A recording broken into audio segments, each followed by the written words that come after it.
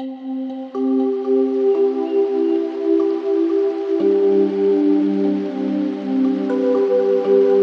à tous, alors je suis Greg de la société Dantalink et Overlord. Derrière moi, j'ai la machine qui est en train d'imprimer. J'ai fait en sorte que l'impression se termine, je pense, ouais, 10 minutes normalement avant la demi-heure prévue. Donc comme ça, on pourra voir ce qui se passe une fois que l'impression est terminée et comment enlever les parties du plateau et voir un petit peu ce qui se passe sur la machine. Mais avant d'aller justement derrière où il y a la machine et il y a aussi tout l'ensemble pour le post-process avec l'enceinte de photopolymérisation et ici le mélangeur pour nettoyer les modèles. On va passer quelques slides et on va voir un petit peu l'environnement qu'il y a derrière moi. Hop, je vais partager mon écran.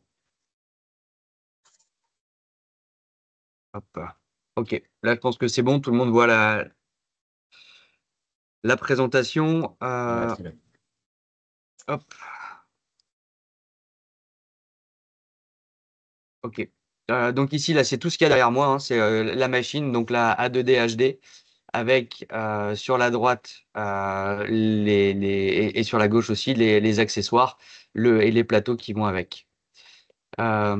Ici, on retrouve l'ensemble des composants. Euh, Ici, c'est la taille du plateau. On voit un peu la taille du plateau. C'est pas un plateau qui est énorme, mais c'est un plateau qui a le mérite d'être très rapide puisqu'on imprime ici là, ces 5 arcades en une vingtaine de minutes, et aussi très pratique. C'est-à-dire qu'en appuyant sur un bouton, j'ai tous mes modèles qui se décrochent. Et si je réimprime avec le même liquide, j'ai juste à relancer mon impression, à vérifier qu'il n'y a rien sur le plateau et j'envoie une nouvelle impression. Il n'y a pas à enlever le plateau de la machine pour le nettoyer et tout ça.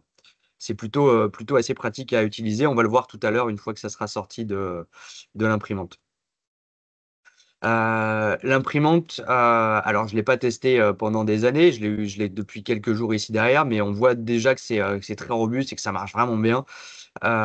Et surtout, ce qui est appréciable, c'est le fait que ça soit un projecteur et pas un écran LCD comme sur les autres machines que j'ai eu l'habitude d'utiliser. J'en ai là aussi, j'en ai deux qui sont en carafe parce que l'écran LCD est à changer.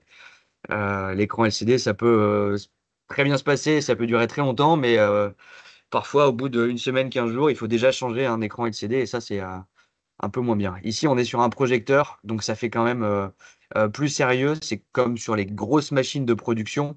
Et on voit que ça peut durer beaucoup plus longtemps, hein. On est sur une durée de vie qui est 30%, enfin 30 fois supérieure à celle des écrans LCD. Donc, on est sur quelque chose de très robuste et qui sert vraiment à produire. Je parlais des composants de la machine. Ici, on voit le bac et le plateau d'impression.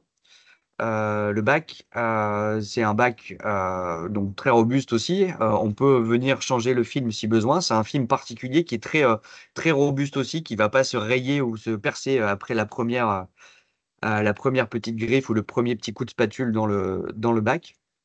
Et on a aussi donc le plateau, qui est aussi un plateau très robuste avec, on voit ici cette petite rangée de picots qui va descendre au niveau des modèles et qui va venir appuyer sur les modèles pour tous les faire tomber dans le bac qui est donné. Les bacs aussi sont faits pour avoir des supports intelligents, donc des supports qui seront très fins et qui vont permettre de venir casser en gros les petits supports qui ont été rajoutés très facilement sur le modèle. Deux autres accessoires, un autre réservoir, le réservoir HD, qui permet d'utiliser le module qui envoie de l'air dans le bac. En fait, pour utiliser euh, ce mode, on a besoin d'un bac spécial et du module qui envoie de l'air. Donc, c'est une sorte de petit compresseur qui va envoyer de l'air au niveau du bac, qui va créer une couche d'inhibition d'air, et on va imprimer justement sur cette couche d'inhibition. Ce qui veut dire que là, on voit l'image de deux gouttières, une gouttière imprimée avec l'air, une gouttière imprimée sans l'air. Avec l'air, on voit une gouttière très brillante, et sans l'air, on voit une gouttière qui est un peu plus terne, comme on a l'habitude de le voir dans les autres imprimantes. En fait, la couche d'inhibition d'air va permettre d'avoir justement cet aspect poli de la gouttière et on n'a quasiment plus rien à faire après. On va enlever les petites, les petits supports et derrière, on n'aura plus qu'à polir rapidement juste ces endroits-là et le reste de la gouttière est déjà fait. Là, j'ai imprimé, alors je ne sais pas si on va le voir, je le montrerai tout à l'heure à la caméra, mais là, c'est le résultat d'une impression qui a été faite justement avec le pulseur d'air et le résultat est déjà top, hein. Il n'y a vraiment plus grand-chose à faire derrière. Donc, pour certaines résines, il sera conseillé d'utiliser ce bac spécial afin d'avoir justement un résultat qui soit optimal à la fin. Ensuite, deux accessoires complémentaires, le wash et le cure. Donc le wash, c'est un peu comme un vibreur dans la salle à plâtre, sauf qu'il ne fait pas que vibrer, il va aussi tourner un petit peu. Et le fait de tourner comme ça va permettre au liquide de venir vraiment sur toute la surface des modèles et de bien nettoyer les modèles. Ce que je fais, moi, c'est que j'utilise deux bacs, un bac avec du liquide propre, un bac avec du liquide qui a déjà été utilisé. Et je mets mes premiers modèles dans le liquide qui a déjà été utilisé pour faire un premier nettoyage et un deuxième nettoyage dans un liquide qui est un peu plus propre. Ça, c'est un peu le nettoyage classique, mais c'est l'outil qui est différent. Euh, et la façon de nettoyer est aussi intéressante. Je le montrerai tout à l'heure de plus près. On voit vraiment tous les dépôts de résine qui se trouvent dans le liquide et ça marche assez bien. Et le air cure ici, comme son nom l'indique pas, permet de cuire, donc de photopolymériser à sec, donc à l'air ambiant, mais aussi dans de l'eau. C'est-à-dire qu'on a un petit bécher dans lequel on va pouvoir mettre de l'eau et on met les modèles dedans. Donc en l'occurrence, tout ce qui doit être, tout ce qui va en bouche. Et on va photopolymériser dans l'eau. Ça évite d'avoir l'oxygène et ça évite d'avoir à utiliser un gaz. Donc on peut utiliser soit de l'eau, soit du glycérol si on souhaite. Tous les programmes sont déjà établis en fonction de la résine qu'on a rentrée. Donc si on a utilisé une résine modèle, on a juste à sélectionner la résine modèle sur le wash et le cure pour effectuer le bon nettoyage. Ensuite, au niveau du software, il y a plusieurs softwares qui sont intégrés, enfin qui sont fournis avec la machine. Le cloud, c'est celui dont on va parler plus en détail, et directement avec la machine. Les deux autres, le Scan to Model et le Splint Design, sont des modules complémentaires qu'on peut avoir si besoin.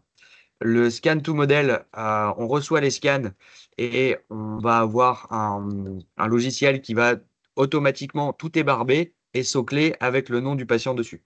Ça se fait automatiquement, c'est assez bluffant. En 20 secondes, on a un modèle.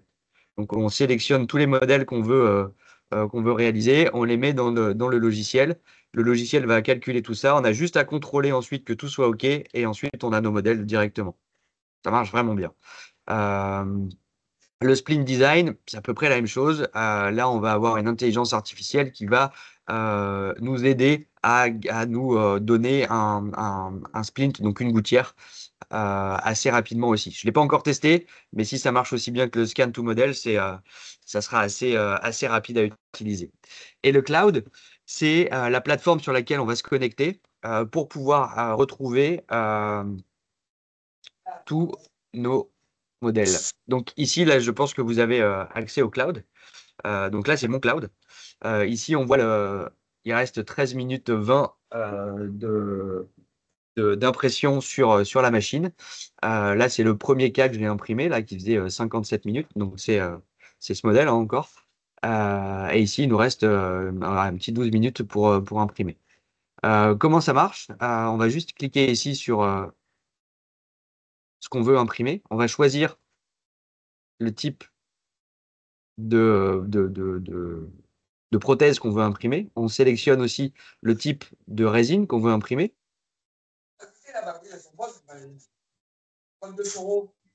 Hop, et là, on va importer ici. Ouais, déjà, ouais. Hop. J'ai plus de fichiers STL dedans. Je dois avoir des fichiers STL ici. Non. Je pense que ça doit être bon. Donc là, on importe le fichier. Alors ici, c'est pas un fichier STL, c'est le fichier d'une empreinte, mais peu importe. Et ensuite, on va suivre les étapes, étape par étape, et tout va être fait automatiquement. J'essaierai de retrouver le fichier tout à l'heure et on pourra le voir si besoin avec un vrai fichier. Mais une fois que c'est fait, tout est fait automatiquement. Le positionnement sur le plateau d'impression, l'édition des supports qui est fait aussi automatiquement. On peut en rajouter si besoin, hein, mais tout est proposé automatiquement. Et ensuite, le slice est fait automatiquement aussi. Euh, Ici, on voit un exemple du scan to model. Donc ça, c'est l'application qui nous permet d'obtenir les modèles directement. C'est assez bluffant, hein. Ça marche vraiment très très bien. Ça nous permet vraiment d'avoir les modèles très rapidement. Ensuite, les différents matériaux pour l'imprimante. Ici, on a les deux modèles pour faire justement des modèles. Donc, la modèle GP, donc la résine grise, qui est disponible aussi en camel, donc en beige, avec la faux gencive. Ok. Alors, je ne vais pas revenir sur toutes les propriétés qui sont notées ici sur la slide, hein, mais le modèle beige est assez beau. J'aime bien le gris. C'est un gris assez profond. Je trouve qu'on a bien les reliefs pour faire de la prothèse conjointe. C'est assez sympa à utiliser. Et la fausse gencive aussi est très bien avec une pas trop dure, pas trop molle non plus. C'est vraiment parfait. Ça marche vraiment bien. Ici, je ne sais pas si vous me voyez, mais à la caméra, mais j'ai fait un modèle en beige pour mettre justement ma gouttière. Pas mal aussi. Je trouve que c'est peut-être un petit peu mieux pour faire de l'adjointe de travailler sur ces modèles ici. Les deux types de résine, on a une résine standard et une résine WW, donc Water Washable, qui veut dire qui est lavable à l'eau. On peut utiliser aussi cette résine lavable à l'eau. Il est conseillé visiblement d'utiliser la résine lavable à l'eau pour faire ce type de modèle, les modèles en émi-arcade, pour imprimer très rapidement la 5 complet en 20 minutes, pour faire par exemple des petites gouttières ou ce genre de choses thermoformées. Ça marche plutôt bien. Euh, Ici, les gouttières, donc deux types de résine, soit la Keysprint Soft, soit la Keysprint Hard. Donc, c'est les deux mêmes fabricants. Donc, c'est Keyprint qui fait ça. Euh, Keystone plutôt. Et on a deux duretés, une résine qui est un petit peu plus dure et une résine qui est un peu plus soft à l'utilisation. Le résultat sera le même. C'est juste deux fonctions qui seront un peu différentes. Mais on met les deux résines de la même façon. Ici, pour les prothèses adjointes, on a deux résines donc d'essayage. Hein, c'est du try-in. Là, on n'est pas sur du provisoire ou du définitif, c'est juste de l'essayage. Une résine pour les dents, une résine rose, un peu dense, pour l'essayage en bouche. D'accord? C'est vraiment pour faire des bases d'essayage et après ça part à la poubelle. C'est pas du tout pour faire du provisoire ou du définitif. Le provisoire ou le définitif, on va le faire ici avec d'autres résines. Les dents, on peut utiliser par exemple la Saremco qui marche très très bien, qui est connue, hein, soit pour faire ici les dents, mais on peut faire aussi des inlay onlay avec ou des couronnes. Et pour imprimer les bases roses, on peut utiliser une résine partenaire qui est la résine de chez Detax, qui est validée et qui est faite pour aller en bouche, qui est classe 2A, donc ça fonctionne très bien. Et on a aussi celle que je suis en train d'imprimer là derrière, la résine Flex, qui marche aussi très très bien et qu'on peut imprimer par exemple avec la résine provisoire pour les dents. Et on a de chouettes résultats pour venir positionner les dents sur la résine flex. On va juste mettre une petite goutte de résine rose directement dans la logette qu'on va venir photopolymériser avec la dent qui a été usinée ou imprimée, peu importe. Et on a directement le bonding qui se fait comme ça. Ça marche assez bien. On a beaucoup de laboratoires qui ont choisi cette imprimante justement grâce à cette résine. Et cette résine fonctionne vraiment très très bien. Une des dernières slides ici encore, le On-X Stiff Try-In, ça c'est pour faire des essayages sur des gros boulots implantaires. Donc on est sur une résine qui va en bouche, qui n'est pas faite pour rester en bouche, encore une fois, qui est vraiment faite pour de l'essayage, mais qui permet justement d'essayer de vérifier, par exemple, si avant d'usiner un gros boulot en titane, par exemple, ou en zircone, vérifier la passivité d'un boulot. On peut faire une impression comme ça, voir si tout est OK, si les volumes aussi sont bons pour les dents en résine et toutes ces choses-là. Et on peut le mettre en bouche, on fait l'essayage. On peut gratter un petit peu s'il y a des retouches à faire éventuellement en bouche. Et, euh, et on a une très bonne résine pour ça, qui est là, On-X Stiff Train. Enfin, ici, les guides shear, résine pour les guides shear. Alors, c'est pas juste une autre résine pour les guides shear. Le gros avantage de cette résine, c'est qu'elle passe en autoclave. Donc, si elle a besoin d'être stérilisée, on peut la mettre dans l'autoclave. Ça marche très très bien, ça va pas se déformer et ça bouge pas du tout. Et enfin, les deux résines pour composite. Donc, on a la Crown Tech de Saremco, qui, elle, qui est du définitif et qui va rester en bouche, et qui est un vrai composite. Et la Temp CNB, donc Crown and Bridge, mais qui est plus pour du provisoire. Donc, avant la mise en place d'une couronne définitive, on va pouvoir passer sur ce matériau. Euh, et ensuite passer sur la couronne définitive. Donc le temp CNB, on est sur du provisoire, le Crown Tech, on est sur du définitif. Ok, et là on a un aperçu de toutes les résines Heygears et des autres marques partenaires, donc Detax, Keystone et Rodin. Rodin, c'est pas encore très développé en Europe, en tout cas en France, mais c'est très important sur le marché américain. J'espère que ça arrivera rapidement chez nous. Il reste 3 minutes avant la fin de l'impression. J'ai fini, hop, avec les slides. Je vais arrêter la présentation. Hop. Et s'il y a déjà des questions euh, dans le slide, je vais prendre toutes les questions. Non, non, non, pas encore. Et Manon, si tu as quelque chose à rajouter, si j'ai omis quelque chose ou si j'ai... Non, non, non, non, il y a toute ta palette, là, c'est bon, j'ai tout vu. Ouais, Ce qu'elle faisait, ouais, ouais, non, non, c'est pas mal. Ce qui est pas mal, ce que je retiens moi, c'est les résines d'essayage surtout. ouais, Ça, c'est pas mal. Parce que moi, je suis en train de regarder en même temps. Là, moi, j'ai pas ça chez Formlabs, tu vois. ok, Et c'est chiant parce que quand je fais des appareils en flux numérique, ben, le problème, c'est la phase d'essayage. Donc, la phase d'essayage, je réfléchissais à trouver, parce que je sais qu'il y a des alternatives comme usiner dans des blocs de cire ouais. la prothèse pour aller faire l'essayage. Mais l'impression serait quand même de meilleure facture dans le sens où le coût serait peut-être un petit peu moins élevé et ça irait plus Et oui, vite. ouais, Et ouais, ben oui, mais seulement il faut trouver, là par exemple la résine, déjà d'une part esthétiquement c'est plus sympa pour l'essayage mm, que monochrome, hein, monobloc. Et je pense que aussi dans les modifications, ça peut être plus intéressant. Parce s'il y a des choses à modifier, voilà, c'est quand même pas. Enfin, je pense que c'est plus fonctionnel.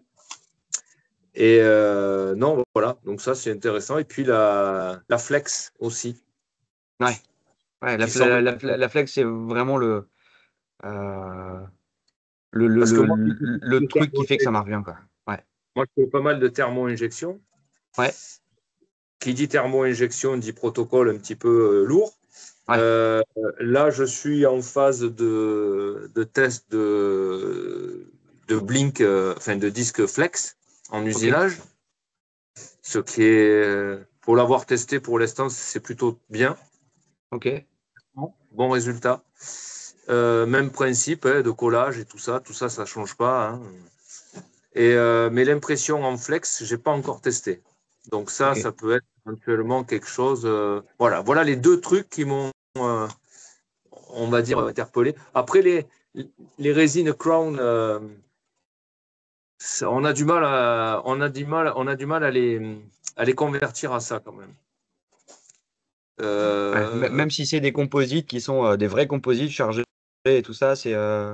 Ils ont du mal. Ils ont du mal. Des smiles, tout ça. Enfin, tu vois, les trucs comme ça, là, les crowns, je sais pas. Et pour eux, ça reste un compo. Et puis, ils n'arrivent pas à justifier ça déjà sur la nomenclature, tu sais, pour les couronnes.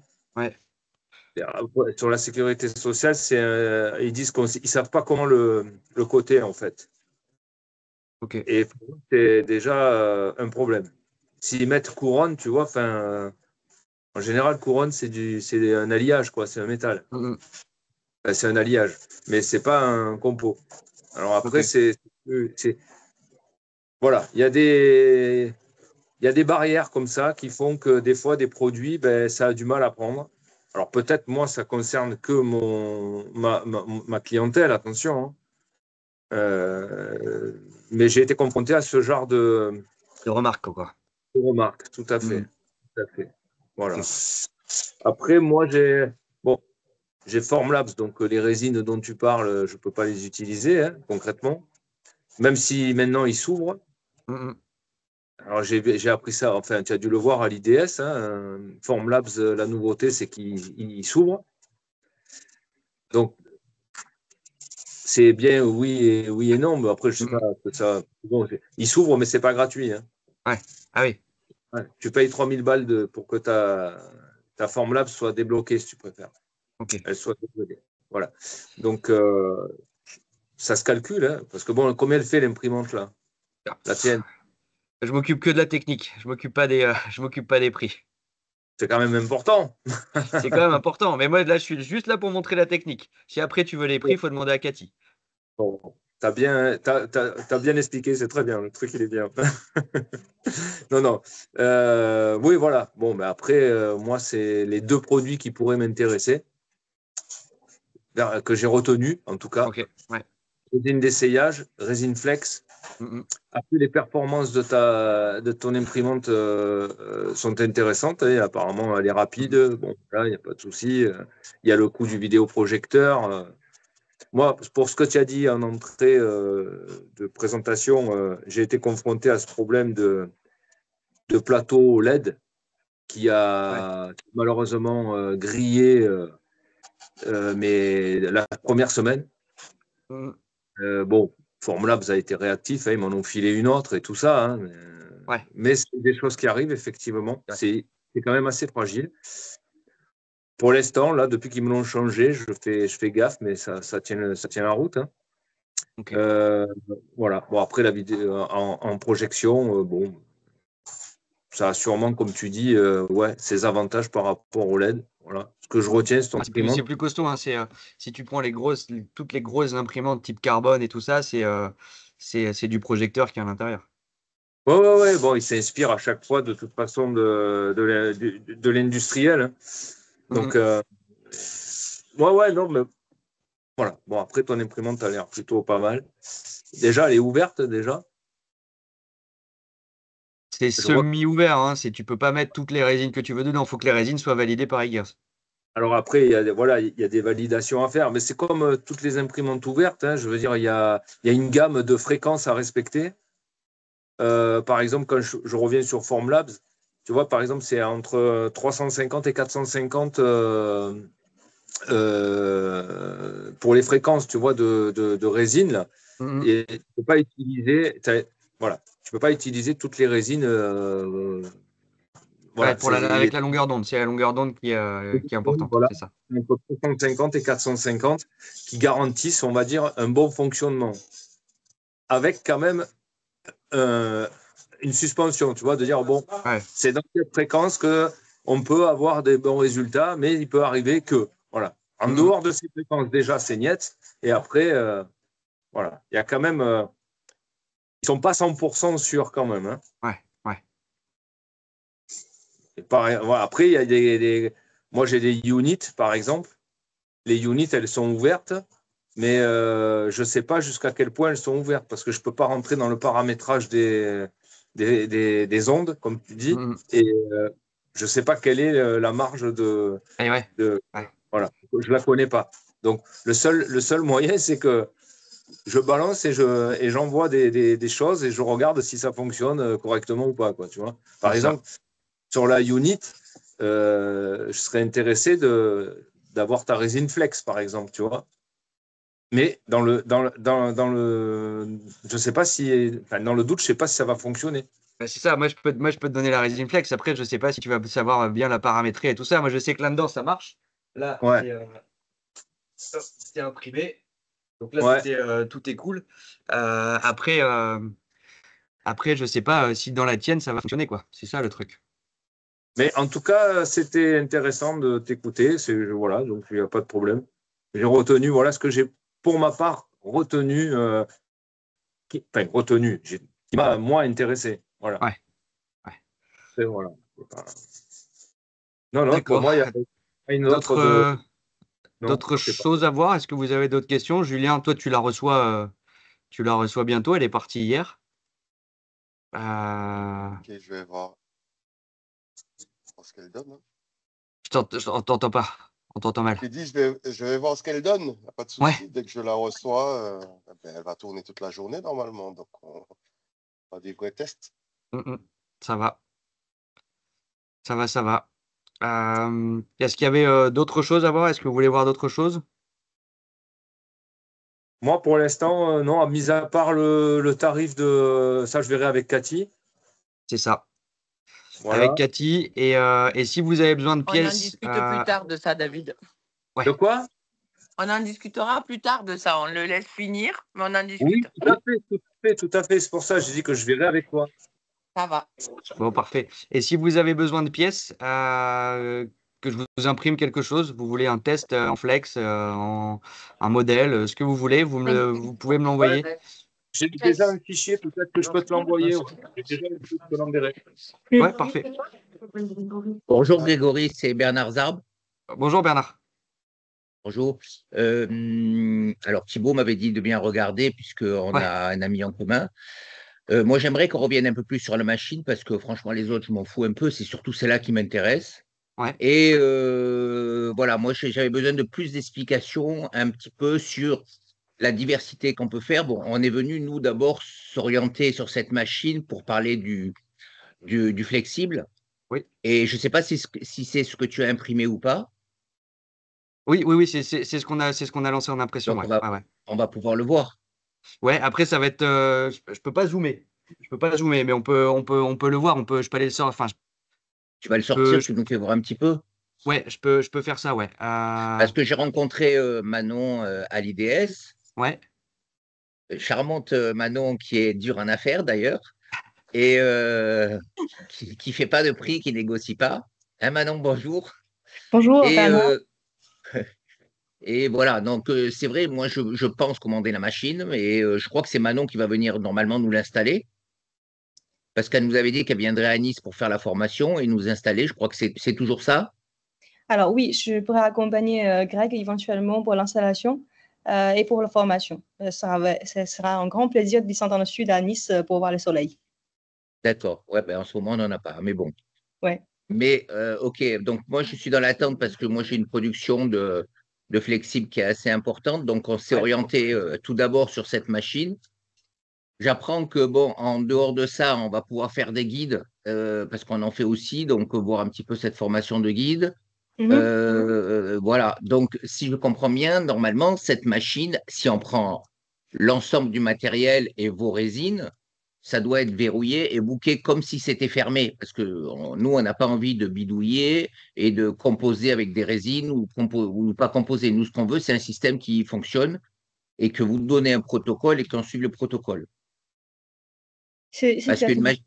Ouais. voilà, une machine ouverte où si on va chercher une autre résine à droite ou à gauche, ça ne nous intéresse pas parce qu'on n'a pas le temps de bidouiller, si vous voulez. Nous, on veut quelque chose qui a été déjà vérifié, contrôlé et que si jamais on a un problème, qu'on ne lui dise pas oui, mais vous avez essayé cette résine ou cette résine. Nous, on veut prendre totalement l'ensemble pour être sûr de valider à chaque fois qu'on fait une impression.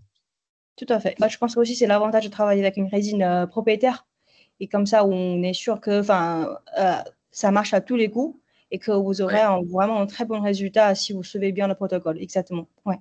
Ok. Reste après à négocier le prix des résines avec vous. Ça, encore une fois, c'est Greg et c'est Greg qui gère. Enfin, Mais Greg, il a dit qu'il ne parlait pas de prix. Hein. donc Greg va dispatcher, enfin va, comment dirais-je, va regarder qui travaille dans le coin et ensuite vous envoyer à le commercial pour voir le sujet avec vous sur place. D'accord, ok. Ça marche. Bon, mais écoutez, de toute manière, c'est quelque chose que vous avez validé, aussi bien sur les gouttières que sur les guides ou que sur le flexi. Tout à fait. Mais tout est réglementé, tout est validé selon les réglementations européennes. Ouais. Ok. Bon, mais écoutez, pour nous, reste à savoir maintenant l'étude des devis et on va essayer ça. Ah, Greg revient.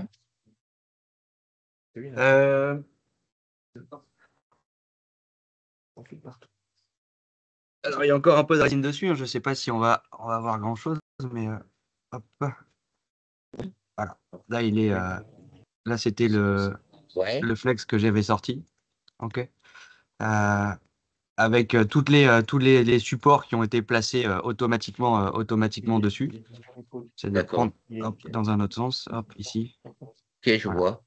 Ok. Je vois. Donc là, c'est tel quel. On peut revenir dessus. J'ai retrouvé le fichier si on veut voir un petit peu comment le. L'ensemble du traitement à partir du moment où ça sort là. Ouais. Après, entre le wash, la polymérisation, la photopolymérisation et tout ça, il faut compter combien de temps? Moi, je fais 2 nettoyages général. de 10 minutes dans mon liquide. Donc, D'accord. 10 minutes dans un premier liquide, 10 minutes dans un deuxième liquide. Ensuite, j'enlève vraiment l'excès parce qu'on ne va pas pouvoir enlever tout l'excès de résine avec que ça soit de l'ultrason ou peu importe. Mais je passe toujours un petit coup de brosse dessus pour m'assurer vraiment qu'il n'y ait plus d'excès de résine dans les endroits qui pourraient être difficiles d'accès.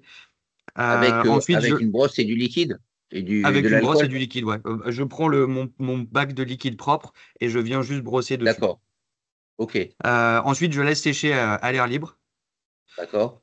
Et je passe au photopolymérisateur et c'est 7 minutes, je crois, la cuisson du denture. Ouais. D'accord.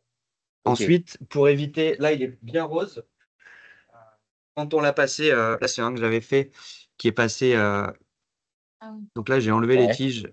Ok, là, il est photopolymérisé. Derrière, il est conseillé par Egears de le passer 30 minutes dans un four à 80 degrés. Après l'avoir photopolymérisé? Après l'avoir photopolymérisé. Mais dans quel four on va mettre ça? Un four qui va à 80 degrés. Et ça, c'est dans le protocole de Manon, ça? Ça, c'est dans le protocole Egears, ouais. Ouais. Parce qu'en fait, on veut que le jaunissement parte plus vite par rapport au temps qu'on laisse en l'air libre.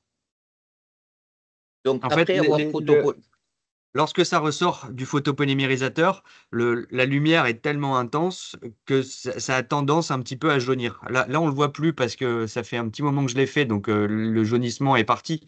Mais en gros, le fait de le passer à l'air chaud, donc à 80 degrés, ça va enlever une petite coloration jaune qu'il peut y avoir après la photopolymérisation.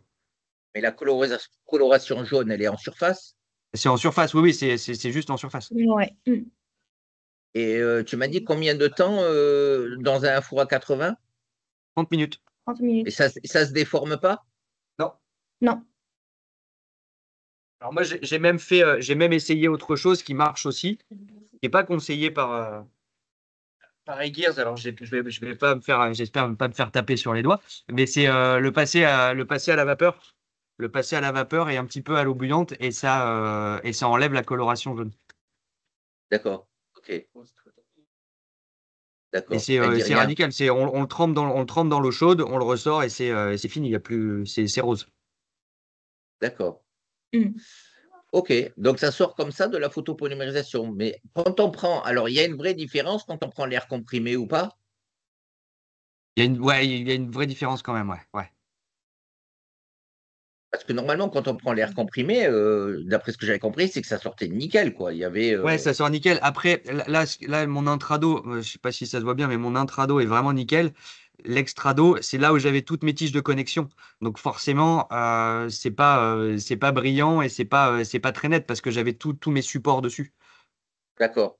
Ok, je Et comprends. là, par contre, quand il sort, là, euh, bon, là, il est encore il est très brillant parce qu'il y a encore un peu de résine dessus, mais c'est vraiment très, très brillant. Et c'est d'autant plus flagrant sur les gouttières. Oui, le micro est coupé. Ah, d'accord. Je vais devoir y aller, désolé. Il Ça faut que marche. Non, j'y non, aille. pas de souci. Bon, à plus. À plus Allez, tard, à bientôt bientôt. David. Au revoir. Ciao. Ciao. Ok, bon, ben écoute, ça marche. Je pense que vous avez des questions? Non. Quelqu'un a des questions là? Bon, et dis-moi, pour un guide de Chir, par contre, il faut aussi, on va avoir on va avoir cette coloration jaune aussi? Ouais. Et Geechir, c'est pareil. Geechir, je les place dans l'eau. Comme c'est un peu moins fin plutôt, un peu plus épais, j'ai moins peur de déformation ou de ramollissement du matériau. Donc moi, j'y vais directement dans un verre d'eau. Je mets euh, Ouais, ma, le shot de la vapeur. ouais, avec de la vapeur et j'y vais directement et c'est instantané. On voit directement, une fois que l'eau a atteint la bonne température, tout le côté jaune s'en va et c'est fini. Et c'est quoi ce jaune qu'il y a dessus? C'est quoi comme résidu? Je sais pas, c'est une oxydation, je pense, qui se fait lors de la photopolymérisation, mais Manon, tu saurais en dire plus? Mais puisque c'est normal, ça, de qu'il y ait ce jaune, comment ça se fait que dans la chaîne de fabrication, vous n'avez pas prévu quelque chose d'autre? Parce que là, il faut se trouver un four pour 80 degrés, d'après ceux qui disent eux. Alors, donc, le four de polymérisation, pour l'instant, il change pas il change pas de température. Effectivement, on essaie de séparer les deux process. Et si on sort un four qui peut aussi faire la polymérisation et la température à la fois. Donc, ça, c'est pas quelque chose d'exclu. Et ensuite, je réponds à la question de jaunissement. Alors, en fait, ça, c'est plutôt une réaction physique. C'est que lorsque on passe la prothèse dans le four de polymérisation, c'est que là, la surface de la prothèse, elle va absorber la lumière. Donc, ça va réagir avec la résine qui n'est pas encore 100% photopolymérisée. Ouais. Et donc, ce cas-là, il va prendre un peu, encore une fois, le côté jaune de la lumière, mais ça part dans immédiat une fois qu'on le fait tremper dans l'eau chaude. Pas dans immédiat, mais je pense que 10 secondes, vous aurez vraiment un résultat transparent, comme la même chose que tu vois à l'IDS sur notre stand. Oui, En parce fait, que sur le stand, il y a des photopolymérisateurs qui font aussi four. Il y a des oui, photopolymérisateurs dans lesquels on peut choisir la chaleur. Celui-ci ne le fait pas, il envoie que de la lumière. C'est ce que Manon expliquait. C'est pour ça que les deux process sont distincts. Il y a la photopolymérisation et ensuite il y a ce petit phénomène de cuisson qu'il faut faire pour enlever le côté un peu jaune. ouais, mais enfin, si tu me dis qu'on met la vapeur dedans, comme on a l'habitude de chauffer l'eau et que ça peut marcher, c'est pas la peine qu'on. Ah oui, non, mais qu'on- ça marche très bien. J'étais aussi un peu sceptique au début. Je l'ai testé, je l'ai fait en labo. J'ai même des vidéos, je pourrais vous les envoyer. Euh, c'est, euh, mais c'est vraiment, moi, je l'ai fait avec une gouttière ou des modèles, je sais plus. Mais quand on plonge dedans, on voit directement que ça reprend la couleur, la bonne couleur. D'accord. Et en fait, c'est pas longtemps dans l'eau chaude. Ah non, non, c'est Non, non. 3 secondes. Et C'est fini. ça déforme pas. Ça ne déforme pas. Non. Ok, bon, ça va. Donc, il faudra faire pareil pour un guide, hein, on est d'accord. Ouais, Ouais. Et les gouttières aussi. gouttière aussi. Et les modèles, Les Modèle, c'est modèles, pas moi, la même. celui-là, je l'ai pas fait. Par exemple, celui-là, il n'a pas été chauffé, il a juste été juste dans le ouais, photopolymérisateur. Il n'y a pas de jaune, quoi. C'est la couleur résine standard. Sur la résine grise, on peut avoir un gris un peu plus léger si on plonge dedans, mais sinon, le gris de base est aussi acceptable. ok. Dis-moi, à partir du moment où tu as mis toutes les tiges sur l'extrado, d'accord, tu les coupes, bon, on passe un petit coup de papier de verre et après on doit le Ouais, repolir. ouais. Ça se polit bien? Ouais, ça se polie bien, ouais. Ouais. Ouais. Le protocole, un coup de ponce, un coup Un de coup de truc. ponce et un coup de brillantine comme d'hab. OK. Et en cas, alors tu me disais, d'après ce que j'ai bien compris si j'ai bien compris tout à l'heure, quand on va mettre les dents dessus, on les colle avec la même résine. C'est ça. Et on n'a pas besoin de primer ou quoi que ce soit. Pas besoin de primer, juste de sabler un petit peu pour avoir une bonne accroche et c'est tout. Alors, dans ces matériaux-là, la problématique, c'est toujours s'il y a une casse ou s'il y a une adjonction à faire. Je suppose que là-dessus, la résine ne tient pas, traditionnelle. Euh, Comment on peut faire? s'il y a une casse, Manon, est-ce qu'on peut reprendre la même résine, remettre un peu de résine, photopolymériser sans. Alors, dans ce cas-là, en fait, ce qu'on conseille de faire, c'est pas de rebaser la résine. C'est d'essayer de réimprimer parce qu'en fait, vous avez déjà le fichier STL enregistré.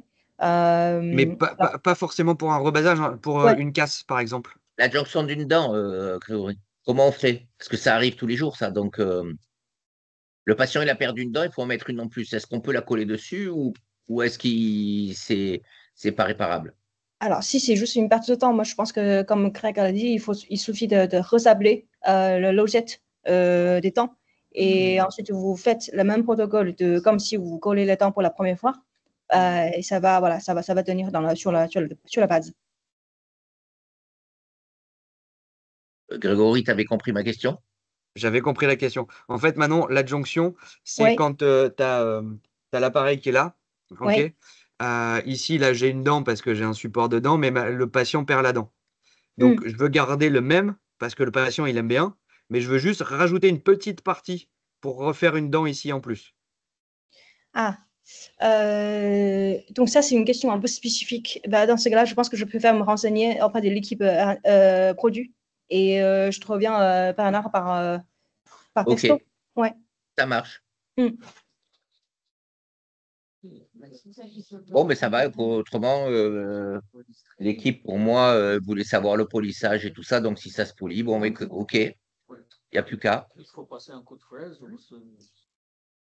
Bon, OK. vous avez C'est d'autres bon pour tout questions? le monde? Ben, c'est bon pour nous. Ouais. OK. Bon, super. Bon, mais Super. demain, je vois Thibaut, il te contactera. Ouais, ça va. On fait ça. Allez, ça marche. Ça roule? Bon, allez. Au revoir, Bon, eh Manon. ben, merci à tout le monde. De toute façon, Merci. c'est enregistré. Donc, si vous avez besoin, on vous renvoie la presse. Et si vous avez besoin de m'envoyer des cas, des modèles, des flex, ce que vous voulez, vous pouvez le faire hein, sans problème. Vous avez le contact de Charlie. Donc, vous envoyez tout à Charlie et Charlie transmettra. Ok, ça marche. Ça roule? Et il nous les Merci. renvoie. Comment? Il nous les renvoie.